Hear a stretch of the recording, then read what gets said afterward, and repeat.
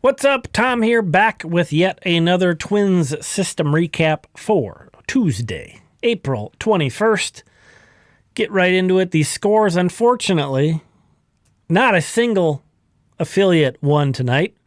The Wind Surge made a rally in the top of the ninth inning to make it close, but could not pull off the comeback. However, the Twins won, so it wasn't all lost. Twins won 5-3. They were being no hit through 5 innings. But they won, certainly give them credit, but the Mets also sort of handed it to them, as the Mets have been doing of late. So a good way to start out on the road there with the win. Royce Lewis returned to the Twins. His rehab assignment only lasted 2 games with the Saints. And then some news that's been around a bit, but in case you missed it, Mick Abel was placed on the injured list with an elbow injury. It's not thought to be super serious. We'll see. And Cody Funderburk was placed on the paternity list, which should be a short stay. And also congratulations to him and his family. More news and notes. There's a lot of news and notes to go over. You also may have seen this. I'm sure Kennedy Rojas was recalled. So he's been called up to make his MLB debut eventually. Also, Connor Prelip is in New York with the Twins. There has not been an official transaction made to get him on the active roster. Technically, he's on the taxi squad at the moment.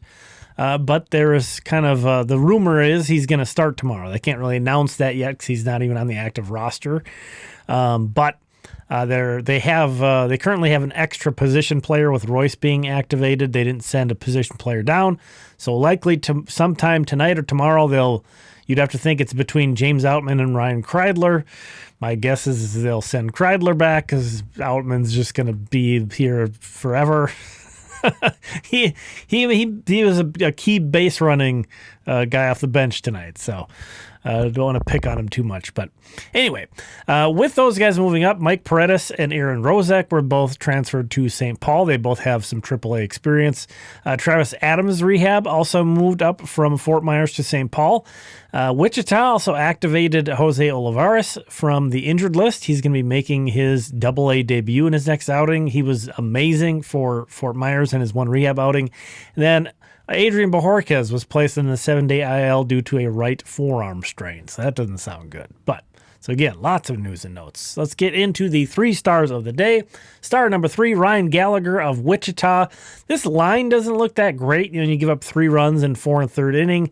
He struck out 6, only walked 1. Also, to be fair to him, he did give up a solo home run, but his other 2 runs, one on a leadoff, what should have been a routine fly ball to the left. Henry Mendez lost it in the lights. That guy ended up getting to second base on that play. That should have been a flyout. Ended up scoring. Again, there was the leadoff guy in that inning, and then he left a base runner on who scored as well. So he pitched better than that line suggests, I feel like. Second star, Walker Jenkins hit his first home run of the season. He was 2 for 5 with a homer, a run, and an RBI.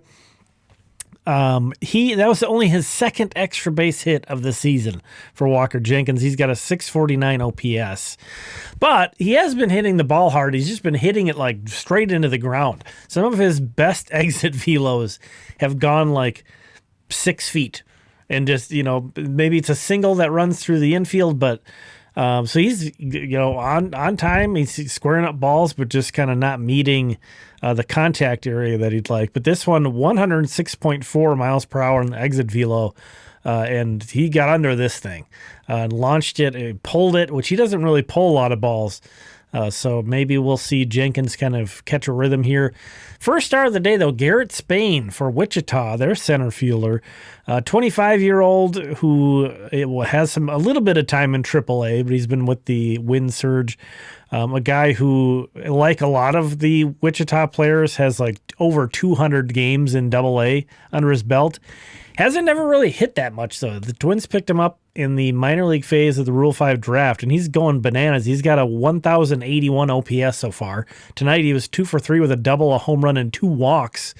15th round pick in 2021 by Toronto, but he had been in Milwaukee's org before the Twins scooped him up in the minor league Rule 5. So a good defensive outfielder, too, a handy guy to have around, period, but he's also playing really well. So hats off to Garrett Spain. Honorable mentions tonight, Gabriel Gonzalez went deep for the Saints.